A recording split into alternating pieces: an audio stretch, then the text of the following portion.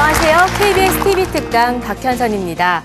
낯선 곳에 갔을 때 그곳을 잘 설명해주는 것 중 하나가 바로 음식이죠. 여러분은 유럽 하면 어떤 음식이 떠오르시나요? 저는 카페 테라스에서 즐기는 커피 한 잔도 떠오릅니다. 커피로 읽는 유럽 문화, 오늘 그 두 번째 시간인데요. 커피를 통해 살펴본 유럽의 문화와 역사, 어떤 향기가 날까요? 화면으로 먼저 만나보시죠. 유럽의 문화 아이콘으로 자리 잡기까지 커피는 나라마다 다른 적응 과정을 거치며 각국의 개성 넘치는 커피 문화로 성장하는 밑거름이 됐다. 유럽의 역사 그리고 문화와 수시로 조우하며 때론 잔잔하게 흐르고 때론 혁명처럼 뜨겁게 폭발하며 발전해온 길고 방대한 유럽 커피 문화사. 우리를 깊이 있는 커피의 세계로 안내해줄 장수환 교수. 지금부터 그와 함께 커피 문화를 통해 색다른 유럽 여행을 떠나보자.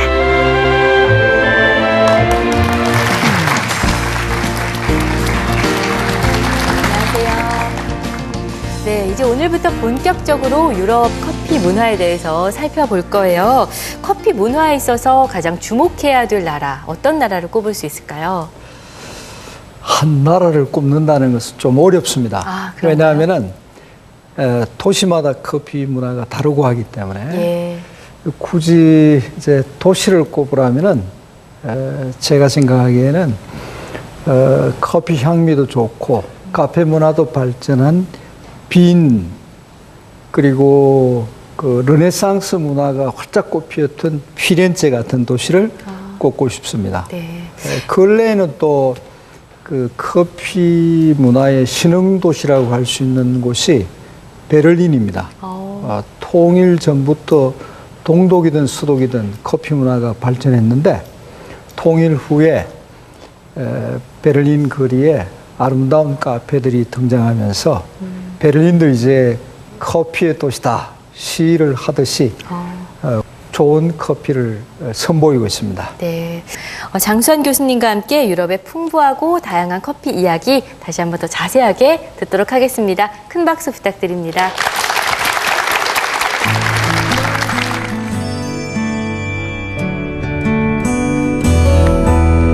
반갑습니다.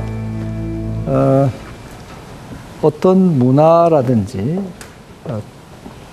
음식 문화 또 좀 더 깊이 가서 음료 문화 이런 것들이 어떤 사회에 이렇게 정착한다는 것이 그렇게 쉬운 일이 아닙니다. 그 사회가 갖고 있는 음식 문화가 있고 음료 문화가 있기 때문이죠. 이미 커피도 마찬가지입니다. 유럽에서 자생한 게 아니기 때문에 오스만 튀르크에서 이제 커피가 들어갔기 때문에 초기에 커피가 넘어야 할 두터운 벽이 많았습니다.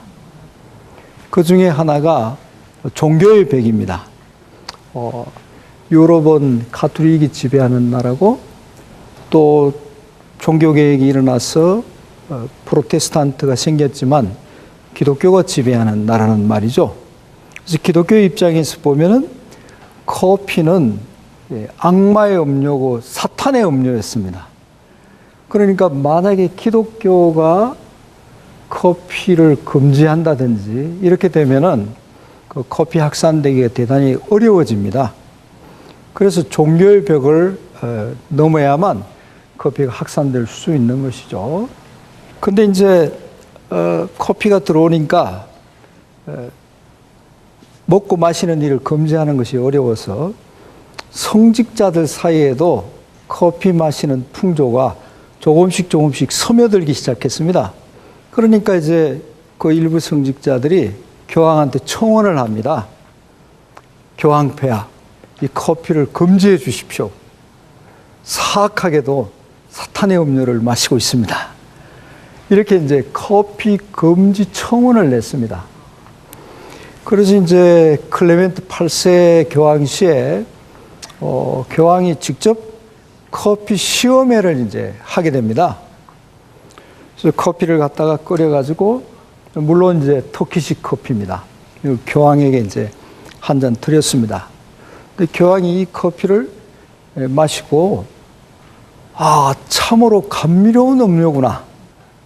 이교도의 음료이기는 하지만 이것을 어찌 이교도에만 마시게 할 수 있겠는가? 커피에 세례를 베풀고 악마를 바보로 만들고 기독교 음료로 만들어버리자. 이렇게 말했습니다. 일부 성직자들의 기대는 빗나가 버렸고 그 기독교가 커피를 금지하는 일은 없어졌습니다. 종교의 벽을 넘었다고 해서 다른 벽이 없어진 건 아닙니다. 어떤 벽이 있었냐면은 커피는 마실 거리잖아요. 그러니까 만약에 커피를 사람들이 많이 마시게 되면은 기존에 마시던 음료를 덜 마시게 된단 말이죠. 그 유럽 사람들이 기존에 마시던 음료가 포도주와 맥주였습니다. 포도주 양조장 주인의 입장에서는 커피를 마시게 되면은 자기 사업에 좀 타격을 입게 된단 말이죠. 그래서 포도주와 경쟁할 수밖에 없게 됐는데 다행스러운 일은 포도주는 그때 당시 아주 공식적인 음료였습니다. 여러분이 아시는 대로 지금도 성당이나 교회에서 성찬식을 베풀 때 포도주를 한 잔씩 주지 않습니까? 포도주가 공식적인 자리를 완벽하게 차지하고 있기 때문에 커피가 끼어들 여지는 아예 없었습니다. 근데 다행스럽게도 이렇게 커피가 사적 음료로 서서히 퍼져나갔다는 것. 이거 결국 포도주하고 경쟁할 필요가 없잖아요. 포도주는 공적 음료의 자리를 차지하고 커피는 사적 음료의 자리를 차지하면 되니까 이렇게 해서 이제 포도주와의 경쟁은 뭐 거의 완화됐습니다. 자, 그 다음에 또 중요한 음료가 뭐냐 하면은 맥주가 있었습니다. 유럽에 이제 1618년부터 1648년까지 그 30년 동안 전쟁이 일어납니다. 종교개혁이 일어나고 난 후에 가톨릭과 프로테스탄트 측이 전쟁을 했는데 자그마치 그 기간이 30년이었습니다.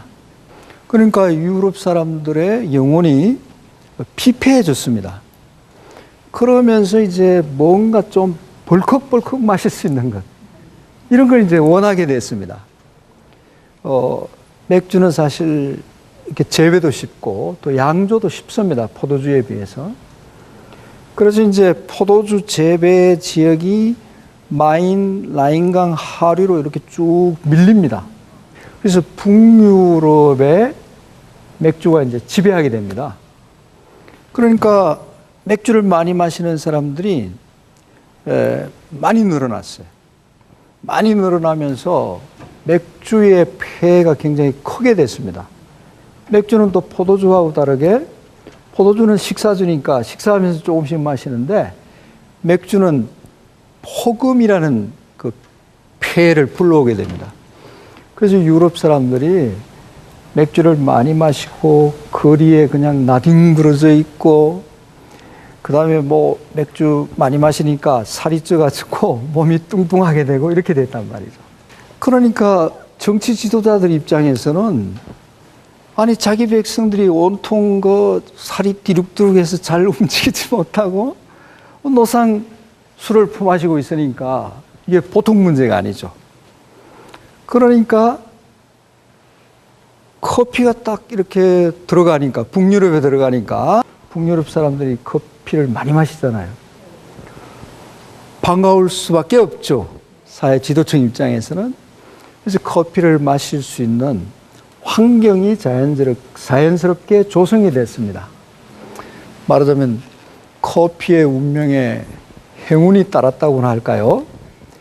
이렇게 해서 맥주와의 경쟁도 격렬하게 이렇게 진행되지가 않고 환경이 잘 조성이 됐습니다. 이렇게 해서 대체로 이제 커피를 마실 수 있는 그 배경은 이제 마련이 된 것이죠. 그러나 우리는 이제 유럽 하면은 거의 모든 나라들이 비슷하다 이렇게 생각하는데 그렇지는 않습니다. 굉장히 문화가 다양하고 유럽 문화